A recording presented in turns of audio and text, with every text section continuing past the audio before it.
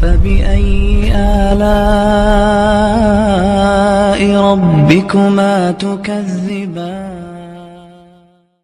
بہرحال ہم چونکہ مسلمان ہیں، قرآن کو مانتے ہیں، سارے دلائل ایک طرف اور قرآن و سنت ایک طرف. جب اللہ تعالیٰ نے ہمیں بتا دیا کہ نساؤکم حرث لکم، عورت کا بنیادی مقصد دیگر جیسے بہت سارے مقاصد ہیں، ان میں ایک بہت بڑا مقصد کیا ہے کہ وہ نسل بڑھانے کا ذریعہ بنتی ہے، تو اس سے ہم بستری بھی اسی نیت سے ہونی چاہیے کہ تمہارے ہاں اولاد پیدا ہو، نہ یہ کہ اس نیت سے ہو کہ اولاد کو تم روکو. باقی اولاد روکنے کے فقہی حکام کیا ہیں، کن صورتوں میں وقتی ضرورت کے پیش نظر اولاد آپ روک سکتے ہیں، وہ ضرورت پڑنے پر آپ علماء سے پوچھ سکتے ہیں، وہ کتابوں میں لکھے ہوئے. وَلَا تَجْعَلُوا اللَّهَ عُرْضَةً لِأَيْمَانِكُمْ. اس آیت میں اللہ نے ہمیں حکم دیا کہ غلط باتوں پہ قسمیں نہ اٹھایا کرو. بعض لوگ آج بھی معاشرے میں ایسا ہوتا ہے کہ کسی سے ضد اور عناد کی وجہ سے کسی غلط بات پر قسم اٹھا لیتے ہیں اور اس کو اپنی ضد اور انا بنا لیتے ہیں. تو یہ بہت بری طبیعت ہے. دیکھیے شیطان نے یہی کیا تھا کہ اللہ تعالیٰ نے جب شیطان کو حکم دیا کہ آدم کو سجدہ کرو، شیطان نے سجدہ نہیں کیا، تو اب شیطان سے جو غلطی ہوئی تو بجائے اس کے کہ اس غلطی کی تلافی کر کے اللہ سے توبہ کرتا، شیطان اس غلطی پر اڑ گیا اور اس غلطی کو صحیح کرنے کے لیے اس سے بھی بڑی غلطی کر بیٹھا. وہ غلطی کیا تھی کہ اس آدم کی وجہ سے مجھے جنت سے نکالا ہے، لہذا اب میں اس کو جہنم میں لے کے جاؤں گا. تو اس نے اللہ سے دعا مانگی کہ اللہ مجھے ہمیشہ کے لیے زندگی دے دی جائے، قیامت تک کے لیے مجھے زندگی دے دی جائے. تو یہی طبیعت ہے، اور اپنا نقصان کیا شیطان نے.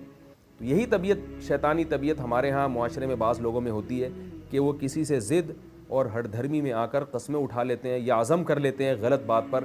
تو اللہ فرماتے ہیں کہ ایسا مت کیا کرو.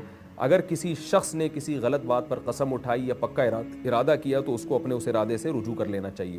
حدیث میں آتا ہے رسول اللہ صلی اللہ علیہ وسلم کے پاس ایک صحابی آئے، انہوں نے آپ صلی اللہ علیہ وسلم سے صدقات و خیرات کی کچھ رقم مانگی، تو آپ نے قسم اٹھائی کہ میں تمہیں یہ صدقات و خیرات نہیں دوں گا. وہ چلے گئے. کچھ وقت کے بعد آپ صلی اللہ علیہ وسلم نے ان کو بلایا اور اپنی قسم توڑ کر ان کو صدقات و خیرات کی رقم دی، صدقات و خیرات کا مال دیا. تو وہ بیچارے ڈرنے لگے کہ بھئی ہماری وجہ سے نبی نے اپنی قسم توڑی ہے. تو ایسے موقع پہ آپ صلی اللہ علیہ وسلم نے فرمایا من حلف علی یمین فرآ غیرہا خیرا منہا فلیکفر عن یمینہا. آپ صلی اللہ علیہ وسلم نے فرمایا کہ جس نے کسی بات پر قسم اٹھائی، بعد میں اس کو خیال پیدا ہوا کہ غلط بات پر قسم اٹھائی تھی، تو آپ نے فرمایا وہ قسم توڑ دے اور اس کا کفارہ ادا کرے. دیکھیے جب سید الانبیاء صلی اللہ علیہ وسلم نے اپنی قسم توڑ دی تو ہم اور آپ کون ہوتے ہیں کہ ہم یہ کہیں کہ ہماری زبان ایک ہے، جو ہم نے کہا وہ گویا پتھر پہ لکیر بن گیا. تو ہمیں اپنی زندگی میں لچک پیدا کرنی چاہیے.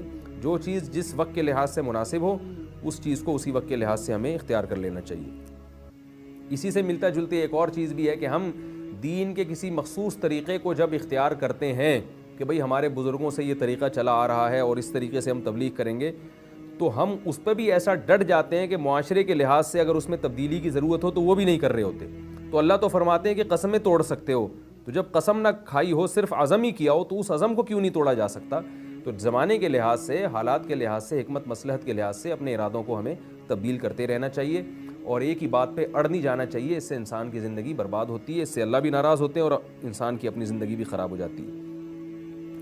دوسرا مسئلہ یہاں قسم کا بیان کیا، تو قسم کے ضمن میں قسم کے کفارہ کو میں نے کہا تھا کہ میں انشاءاللہ اس کی تفصیل بیان کروں گا.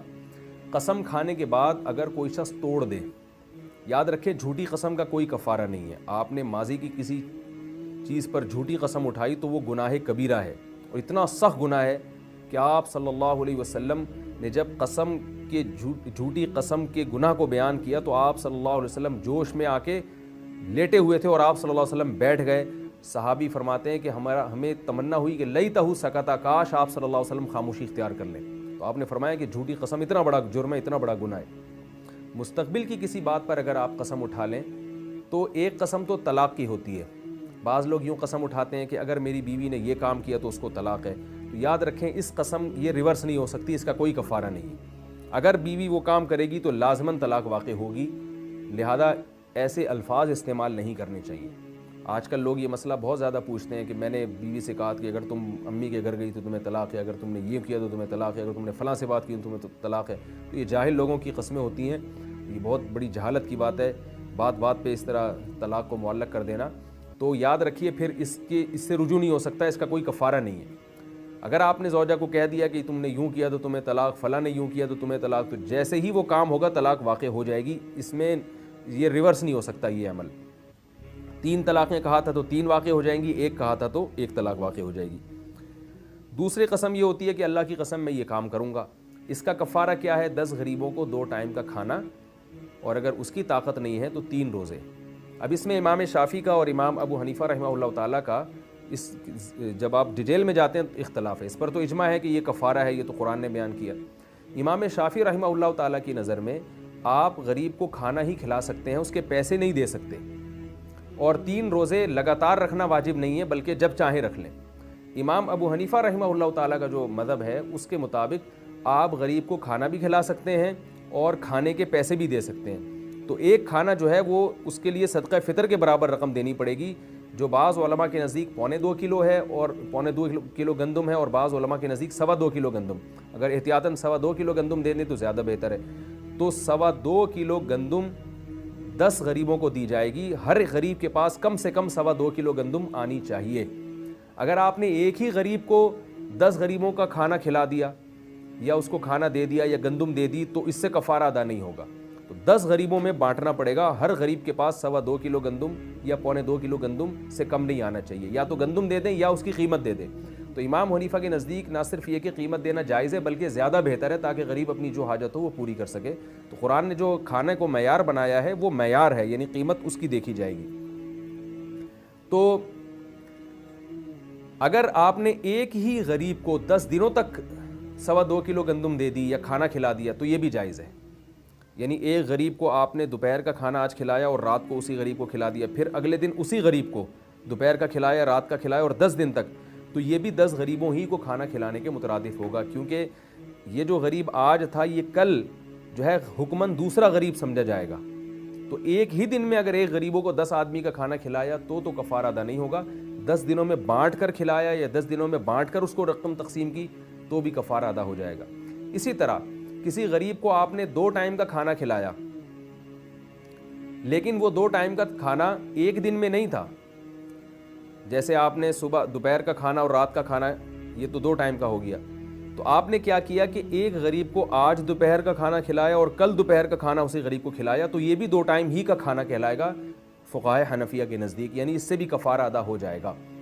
تو ایک ہی دن میں 2 ٹائم کا کھانا کھلانا ضروری نہیں ہے بلکہ مختلف دنوں میں بھی آپ 2 ٹائم کا کھانا کھلا سکتے ہیں۔ جب 2 ٹائم کا کھانا وہ غریب کھائے گا تو پھر ایک غریب کا فدیہ ادا ہوگا، اور اگر غریب کو کھانا کھلانے کے پیسے نہیں ہیں تو امام شافعی کے ہاں تو 3 روزے جب چاہیں رکھیں، لیکن امام ابو حنیفہ کے ہاں وہ 3 روزے لگاتار رکھنا واجب ہے، اور اس کی دلیل عبداللہ ابن مسعود رضی اللہ تعالیٰ عنہ کی وہ قرات ہے جس میں وہ یوں تلاوت کیا کرتے تھے فصیام 3 ایام متتابعات، اس میں متتابعات کی قید تھی، تو وہ قراءت قرآن تو نہیں ہے لیکن وہ خبر مشہور کے حکم میں ہے، لہذا وہ حدیث کے حکم میں ہے، اور عبداللہ بن مسعود رضی اللہ تعالیٰ عنہ کا یہ جو قراءت ہے یہ ظاہر ہے ان کی ذاتی رائے نہیں ہو سکتی، تو اس لیے یہ بھی بحکم حدیث ہی ہے۔ اسی وجہ سے امام ابو حنیفہ رحمہ اللہ تعالیٰ کا مذہب یہ ہے کہ اگر قسم کے کفارے میں 3 روزے رکھے تو وہ لگاتار رکھنے پڑیں گے، وہ متفرق طور پر تقسیم کر کے آپ نہیں رکھ سکتے۔